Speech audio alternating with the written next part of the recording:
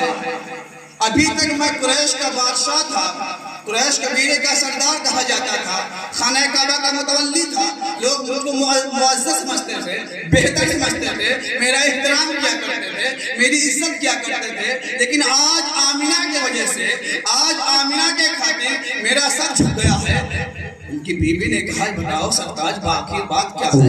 کہا ابھی کچھ قبیلے کے سردار آئے تھے، انہوں نے کہا تمہاری جو بہو آمینہ ہے وہ سوز نہیں مناتی ہے، عبداللہ کا غم نہیں منا رہی ہے، ایسا ہے کہ جاؤ ان کو سمجھا دینا کہ میرے بیٹے عبداللہ کا غم منائے، جب تک 1 سال نہ ہو جائے وہ گھر سے باہر نہ نکلے، اور نکلے تو خوشبو نہ لگائے، عطر نہ لگائے، اچھا لباس نہ پہنے اور اپنے بدن کو سنوارے نہ۔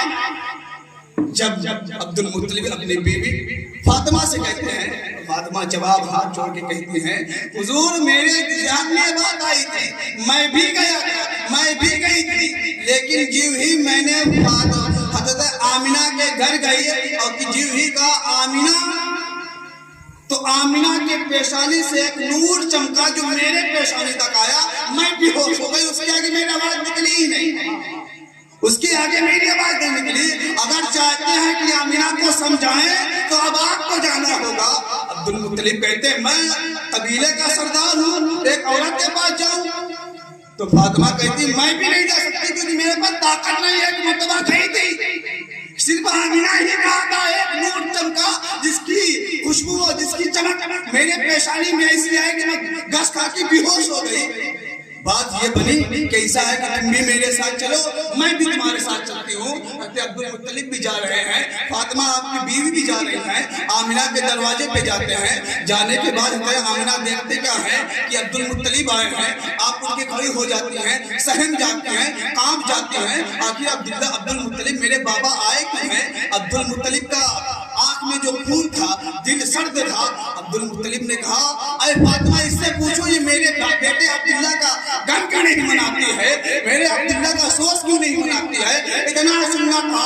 حضرت فاطمہ کہتی ہے اے ابا میں عبداللہ کا سوز مناتی ہوں، غم مناتی ہوں، یہ کسی نے آپ کو کہہ دیا کہ میں آپ کے بیٹے عبداللہ کا سوز نہیں مناتی، غم نہیں مناتی ہوں؟ حضرت عبد المطلب فرماتے ہیں یہ میں نہیں کہتا، مکہ کی عورتیں کہہ رہی ہیں کہ تمہاری جو بہو ہے وہ سوز منانا چھوڑ دی ہے۔ کہتے وہ کس لیے؟ کہتے ہیں جب آپ نکلتی ہیں تو خوشبو سے ہوائیں معطر ہو جاتی ہیں، آپ خوشبو لگا کے باہر نکلتی ہیں، مکہ کے اندر میری عزت کم ہو گئی ہے۔ حضرت فاطمہ فرماتی ہیں، حضرت آمنہ فرماتی ہیں ابا حضور جو میں نکلتی ہوں باہر میں خوشبو کبھی نہیں لگائی، لیکن جب سے میرے پیٹ میں عبداللہ کا بیٹا جنم لیا ہے، میرے پیٹ میں عبداللہ کا بیٹا آیا ہے، اس کی خوشبو کا یہ عالم ہے، جس طرح پہ جاتی ہوں وہاں خوشبو ہی خوشبو ہو جاتی ہے، جس گلی سے گزرتی ہوں خوشبو ہی خوشبو ہو جاتی ہے۔ جو نعرے تکبیر، نعرے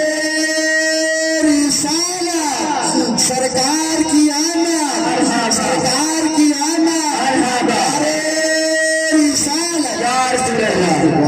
بے شک بابا عبد المطلب جب میں نکلتی ہوں میں خوشبو نہیں لگاتی باخدا، لیکن جب سے آپ کے بیٹے عبداللہ کا نطفہ میرے پیٹ میں آیا ہے، جب سے آٹومیٹک پتہ نہیں میں جس چیزوں کو چھو لیتی ہوں وہ مہکنے لگتی ہے، جہاں بیٹھ جاتی ہوں وہ مہکنے لگتی ہے، جس گلی سے گزر جاتی ہوں وہ مہکنے لگتی ہے۔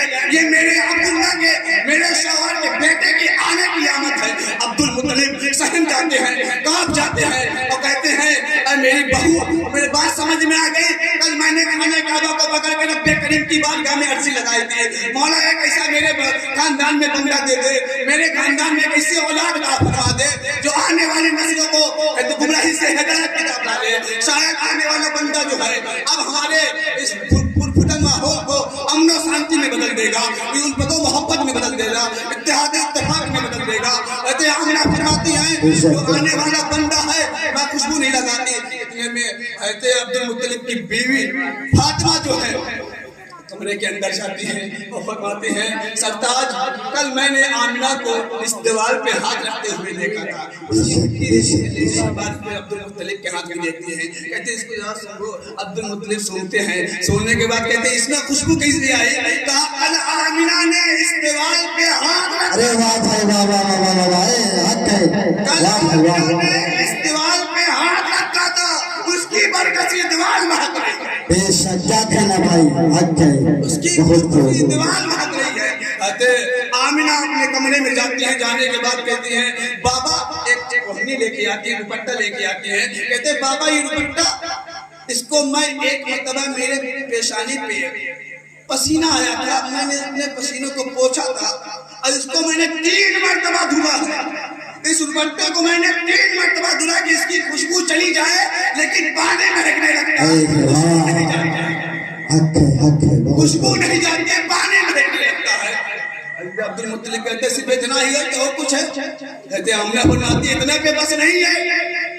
جب آپ صبح سویرے خانہ کعبہ کے زیارت کے لیے جاتے ہیں اور پانی کا سامان لے کے چلے جاتے ہیں, گھر میں پانی نہیں ہوتا ہے, تو میں آپ کے بیٹے عبداللہ کا جو میرے پاس امانت ہے میرے پیٹ میں, اس کا بوجھ اور ایک بالٹی لے کے کنویں کی طرف جاتا ہوں. تو اس چٹیل میدان جو ہے نا مکہ کا, یہ میرے لیے مخمل کا بن جاتا ہے.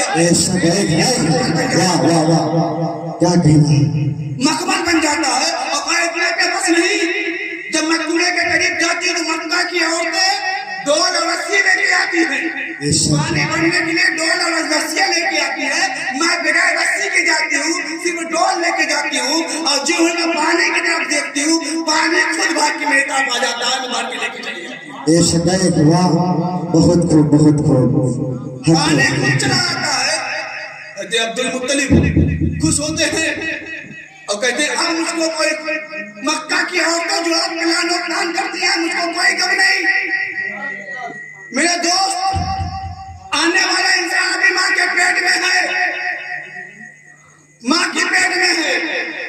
جہاں ہاتھ رکھ دے وہ مہکنے لگے, جس کو غور سے دیکھ لے پانی بھاگ کے آپ کے قریب آ جائے.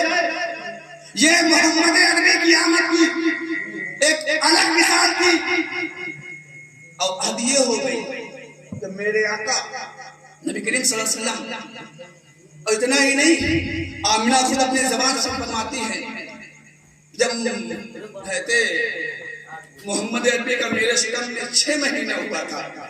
بے شک واہ 6 مہینے میں پتہ نہیں کتنے نبی آئے تھے آپ کا حال لینے کے لیے.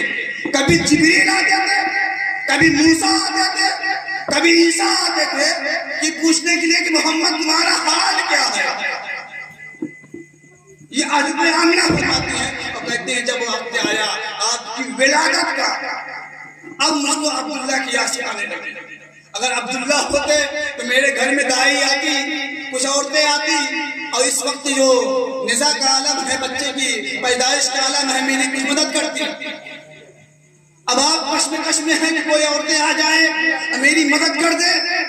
آمنہ فرماتی ہیں میں چارپائے پہ لیٹی ہوں, اچانک دیکھتی کیا ہوں, شکل جدار دیوار پھٹتی ہے, 3 عورتیں داخل ہوتی ہیں. واہ بے شک شکل جدار 3 دیوار پھٹتی ہے, 3 عورتیں داخل ہوتی ہیں.